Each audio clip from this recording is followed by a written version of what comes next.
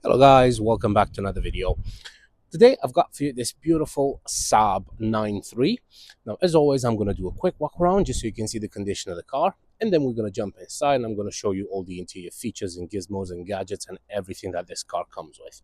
So this particular car has the registration number Charlie Papa 10 Golf Mike Golf, so it's CP10 GMG. It is a Saab 9.3 Turbo Edition. It has a 1.9 diesel engine, and it puts out 147 brake horsepower.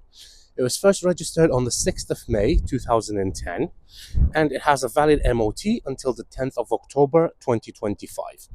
Has a road tax of only £190 per year, which is absolutely fantastic for a car of this age and an engine that size.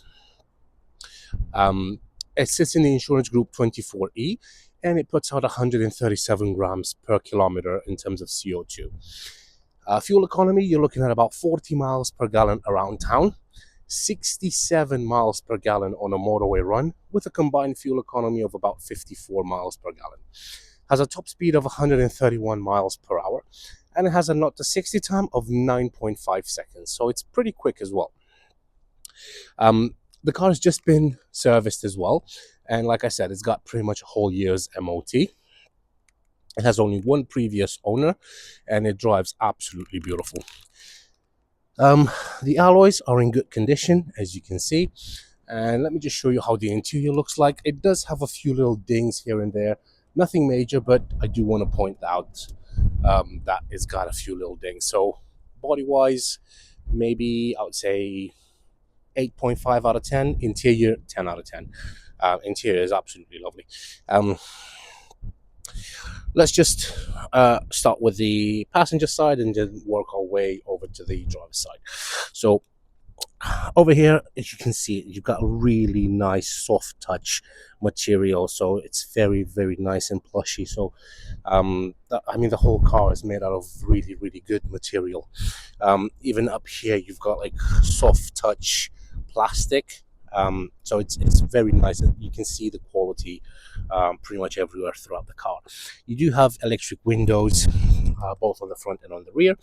And just to show you how the seats look like, the seats are in very, very good condition. They're absolutely lovely. You do have manual adjustments, and then to open the glove box, you've got a button at the top there. You press on that, and you've got quite a big and spacious glove box in there as well. Let's move over to the rear. So over to the rear, again, same nice soft materials pretty much throughout the whole cabin, to be honest. And over here, again, the rear seats, they literally look like they've never even been used. In here, you've got an armrest, and then you do also have a through hatch like that. So if you want to carry like larger items, but you still want to have two people sit in the back, then you can put your larger items through that little hole without having to put the seats down. In the back of the seats, you do have these little pockets on both seats, so you can put, I don't know, like snacks, iPads, stuff like that. And then over here, you've got two air vents, and then down there, you've got some more storage, aka an ashtray. All right, just to show you how this alloy looks as well. You do have a little bit of a ding here, like I said. I mean, it's not. It is a 2010 car, so it's 14 years old. Like I said, the exterior probably 8.5. Don't get me wrong, it's not bad, but yeah, it has a few little dings here and there. You do have rear parking sensors, which is nice. And then to open the boot, you've got a button just underneath the Saab logo, just there, and then the boot just pops right open. Nice big boot in here, plenty of space to put different items. And then underneath, you also have a spare tire as well. You've got your speakers there, and one thing I like is these handles that help you put the seats down. So you just pull on that, and then the seats release, and then you can just pull them to drop them flat. So in case you need to carry larger items, then you can do so by just dropping down the seat. Right, got the 1.9 TID in there, and then over here you've got your fuel cap. Just to show you this rear alloy as well. Again, the alloys are in good condition considering the age of the car. And show you the seats from this side as well. Again, like I said, you do have electric windows on the rear, and you do also have isofix points on the rear seats, as you can see there. So you can fit child seats in there if you want. Moving over to the front, to the driver's side rather, I'm just trying to find the key for the car because I've put it somewhere, but oh yeah, here it is. So you've got your key here, your Saab key, standard Saab key. Right, let's start with the door and then work our way inside the car. So over here you've got controls for all 4 windows. This is to lock the rear windows, that's to lock and unlock the car. And then at the top here you've got controls for your electric mirrors. Even the driver's seat is in very, very nice condition. It is manually adjustable as well, but obviously the driver's seat is the one that sees the most use. So right, over here, over to the right side, so this is where you control your lights, and then you've got your front window, your rear fog lights and your front fog lights as well, and that is your steering wheel. Probably you've already noticed the absolute low mileage on this thing. It's only covered 59,518 miles, so for a 14-year-old car, that's very, very low mileage. I mean, the engine sounds absolutely beautiful. Let me just go to ultra wide. I do absolutely love the cabin of the Saab cars. They are brilliant. And to start the car, again, it's quite quirky. It's over here. So put the key in, put your foot on the clutch. All the lights come on as they should. And then the car starts straight away. No issues at all. So let's start with the steering wheel. So on the steering wheel, we'll just turn the AC off. So in the steering wheel, you do have a multifunction steering wheel. So this is where you control the info in the dash there, as you can see. And then distance to empty 104 miles. Yeah, that's DTE, distance to empty. That's where you set things, so you can go into settings, and that's how you set different items. This is to answer a phone call, reject a phone call, that's the clear, and that's for your voice assistant. And then over here it's for your media, so your volume up and down, and this is to search for different radio channels. On the indicator stalk here, you also have your cruise control. So right now you can see that the cruise control sign just lit up, and that's to turn it off. And then you can set it from this side right here. Inside the dash, so you've got your rev counter over to the left, and then in the middle you've got your speedometer. That's your water temperature, and then your fuel gauge. And then over here you've got different information. So like I said, you've got distance to empty, fuel, distance since it's been reset, or since it's been refueled, I think, speed, settings, temperature, and then it goes back to distance to empty. This is your wiper stalk,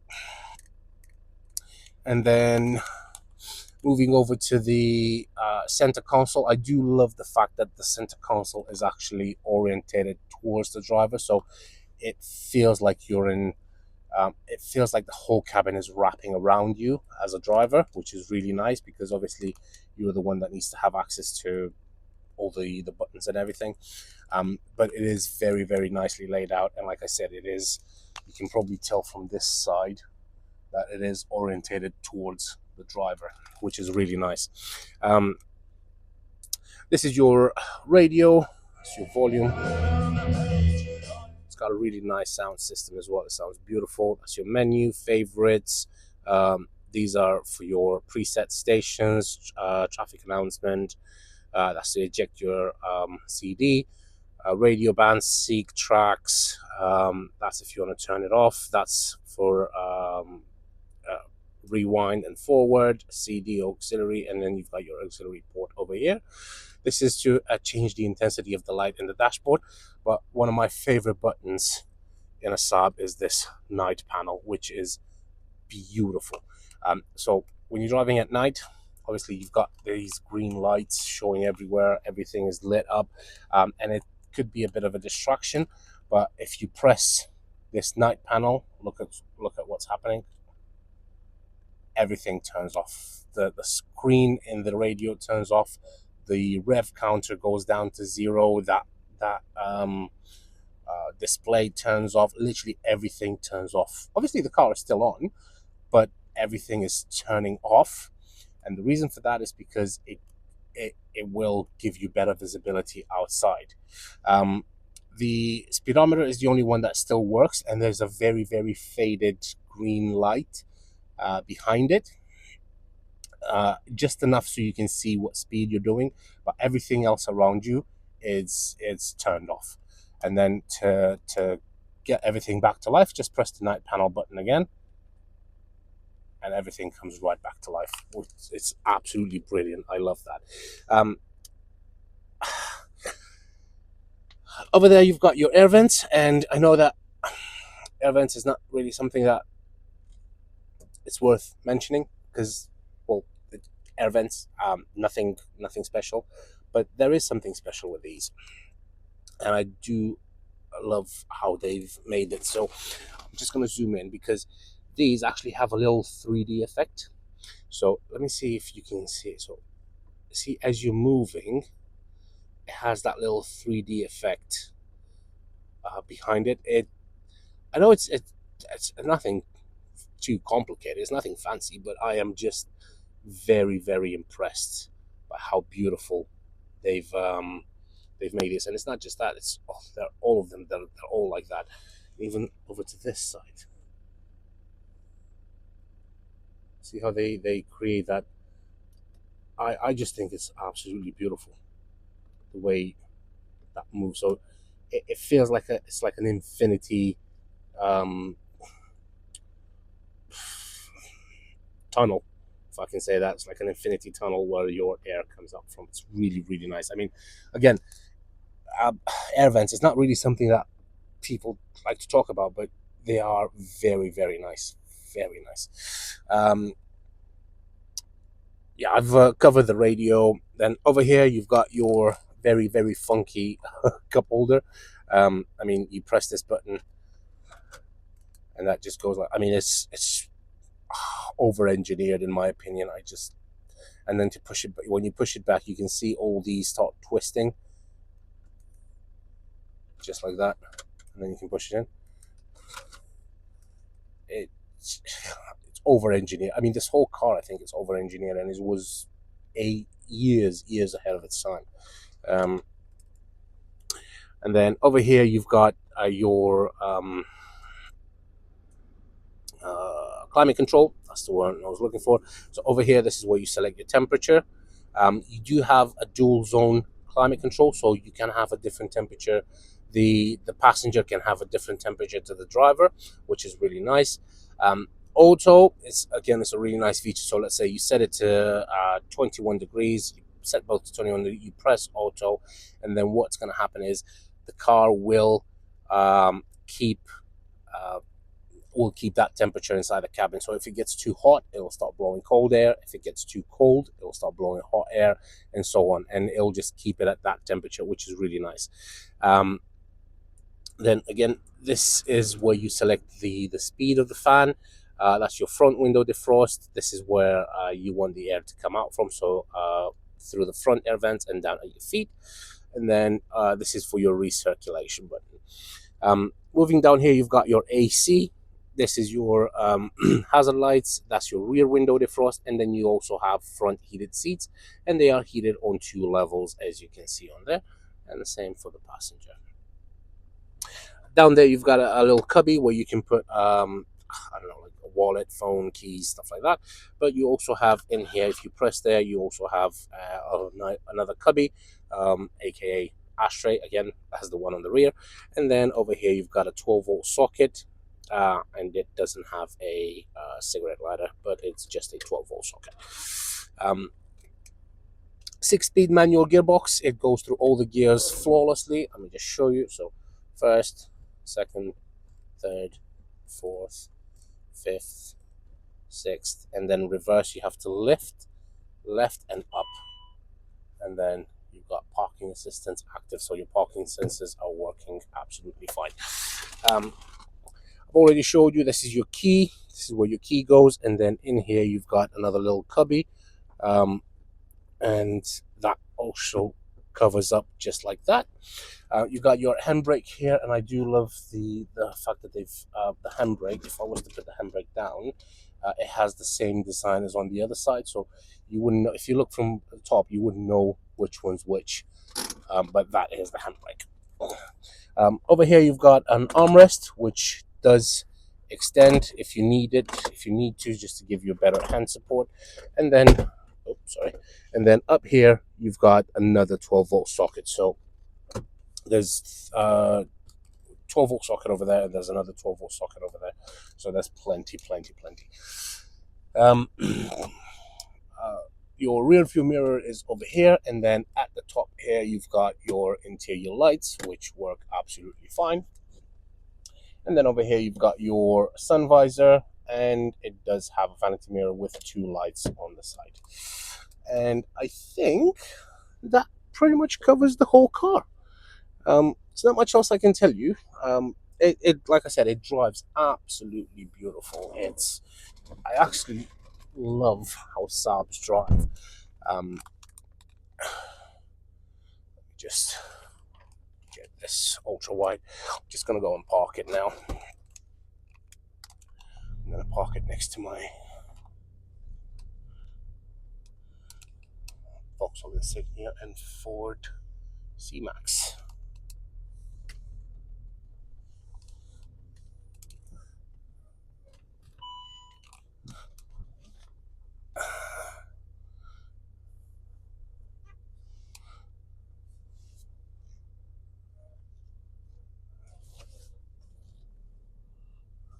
Okay.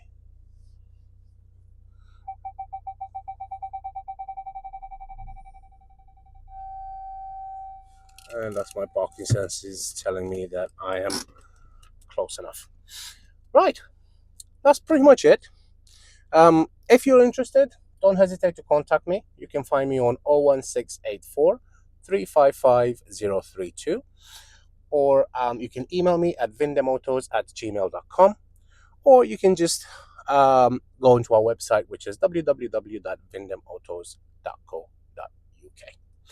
Thank you very much for your time, guys. I really appreciate you sticking all the way to the end.